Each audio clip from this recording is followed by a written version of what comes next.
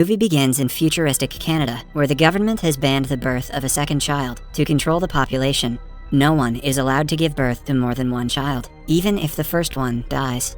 At the heavily guarded Canada-United States border station, an automated voice requests everyone to take their personal belongings to the inspection office. Former Army officer John Henry Brennick and his wife Karen Brennick are in a car about to be inspected. The couple seems to be nervous about the check.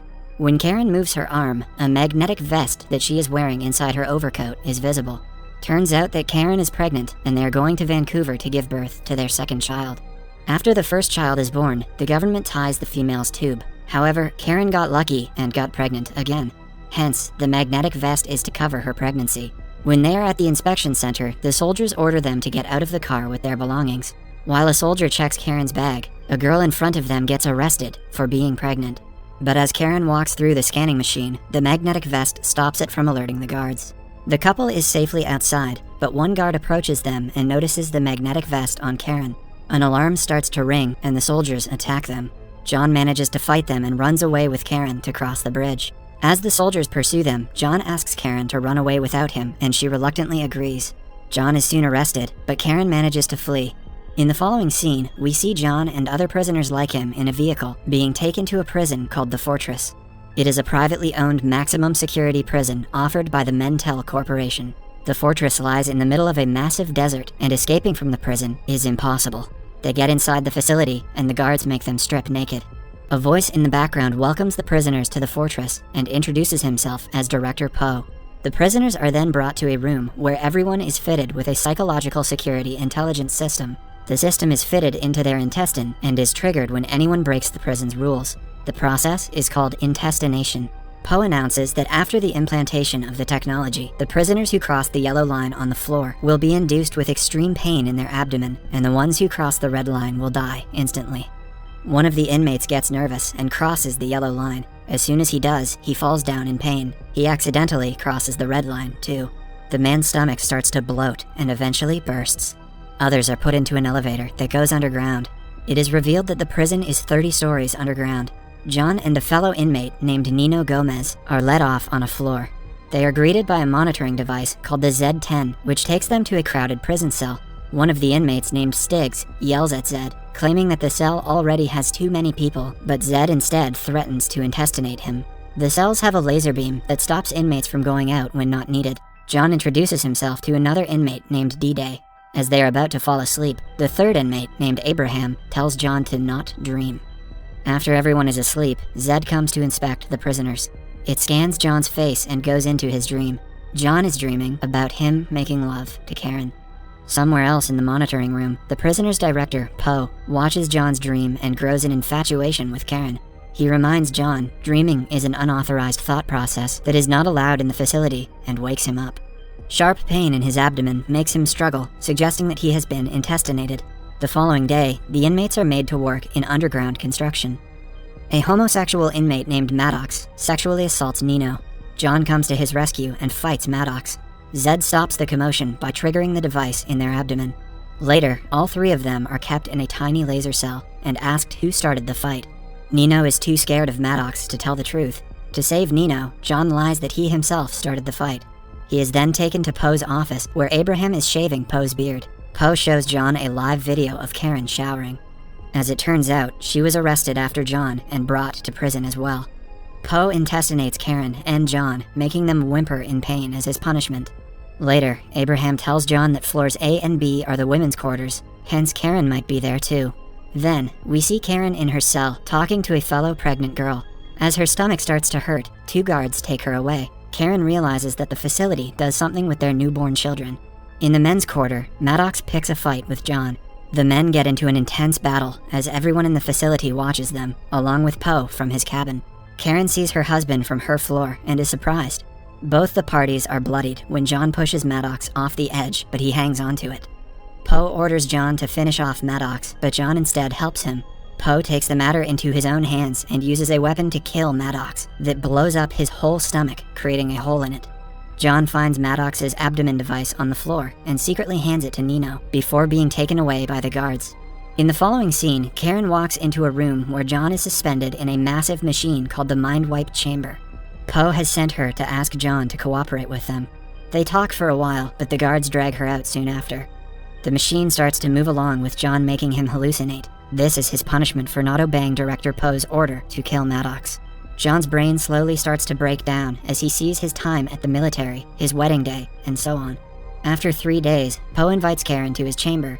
He is surprised that John has lasted this long, as the maximum someone has ever lasted on the machine is an hour. He offers Karen to let John free if she stays with him at his chamber as his companion. With no choice left, Karen agrees. When John returns to his cell, he is completely brain dead. He doesn't talk to anyone and has become completely numb to pain. Karen has started to live with Poe. One night, she wakes up to see Poe in a chair, attached to several wires. As it turns out, he was modified to be an advanced human. He doesn't sleep or eat, but intakes amino acids once a month. The same happens with all the children born in the prison. They go through several procedures to be turned into advanced humans so that one day, mankind can be free of overpopulation and starvation. Poe is one of the first babies to be experimented upon. Karen is shocked by the information. 4 months pass and John has still not recovered. Abraham tells him that Karen's belly is finally showing and his baby will be born into the world soon. John doesn't react, but sheds a single tear. That night, Karen tricks Poe into drinking alcohol, which makes him pass out. She uses the control panel to control John's dream, in which she sees the kid version of John trapped in a pit. She brings him back out of the pit, bringing the real John back into consciousness. His inmate friends are shocked and happy to have him back. John asks Abraham to help him escape the prison with Karen. Abraham is skeptical, but agrees to do it for John anyway. Abraham tells Karen about John's recovery. She is over the moon about her plan working. She claims that she can help him with the escape and starts to devise a plan. Later, Nino hands John the device he had gotten from Maddox's body. Their inmate friend, D-Day, used to be a computer geek before coming to prison. He offers to take the device apart and study it. Next, we see Karen steal a diamond-like holographic lens from Poe's cabin. She almost gets caught, but manages to hide the device inside her mouth. She hands the device to Abraham the following day and asks him to give it to John. Abraham doesn't want to get in trouble, but accepts doing it as a favor. The guys use the cell's protective laser beams to trigger the lens and look at the hologram of the facility. They find that there is a way out through the construction site. The following morning, Abraham puts the lens back in Poe's cabin. Poe asks Karen to divorce John and marry him. He claims he will treat the child as his own and even promises to let John go free. Karen accepts the offer for her husband and child. Meanwhile, D-Day figures out how the intestinate device works. The device is magnetic and can be used to bring out the devices from other bodies. They try the procedure and are surprised when it works. They get all of their intestinate devices out. The following day, Poe is alerted by Zed to look through the security camera footage where he sees Karen stealing the lens and Abraham putting it back. He is angered to see he has been betrayed, but Zed informs him that he has been dismissed because of his carelessness. Meanwhile, the boys put their plan into action. They attach their intestinate devices to a metal pipe in the construction area and pose as if they are fighting. As Zed finds out about the fight, it triggers the intestinates, causing them to explode. This creates a way for them to escape through the pipe, but Poe activates the steam valves and sends hot gas into the pipes to keep them trapped. He also activates the strike clones, who start firing at the group from inside the facility. They are stuck in the pipe now. One of the inmates, Stiggs, panics and tries to go into the facility again, but the clones shoot him dead. Meanwhile, Abraham approaches Karen at the facility, but before they can do anything, Poe finds them. He kills Abraham and makes some soldiers take Karen to turn her baby into an advanced human like him. Meanwhile, the guys manage to kill one of the clones and find out that he is an advanced human as well. John takes his gun and attacks the other clones. They get inside the facility while battling the clones. In the end, they manage to get on top of an elevator-like machine that lifts them up. Everyone in the prison cheers for them when they see them escaping. They finally reach Poe's chamber and demand to meet Karen. The screen shows the doctors trying to extract her baby. John threatens Poe to cease the delivery, but since he has been dismissed, the system doesn't take his command. One of the killing devices recognizes the guys and tries to shoot them, but they quickly dodge it, making Poe its victim. After Poe's death, D-Day gets on the control panel and tries to stop the doctors from performing the procedure on Karen, but before he can complete the process, a clone shoots him. John manages to kill the clone, and an injured D-Day disables the whole facility's electrical system. With his final strength, the doctors stop the procedure for the time being. The security system fails, and every prisoner starts running away.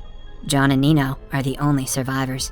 They go to look for Karen and take her away from the doctors. The three get into a vehicle and finally drive away from the facility. They only stop when they cross the border and reach Mexico. Karen is about to give birth in a shed when the vehicle they drove in starts to move on its own. As it turns out, it is still being controlled by the facility. It hits Nino and kills him. John goes out to fight the vehicle as Karen is in labor inside the shed. John attacks the vehicle with the weapon from earlier and explodes it, but the vehicle strikes the shed, and Karen is buried in its remains. A distressed John looks for his wife and finds her safe nearby. She has a newborn baby in her hands. The movie ends as the two look at their kid in fascination. Subscribe for more videos like this, turn on notifications, and leave a like to help the channel out. Thank you for watching.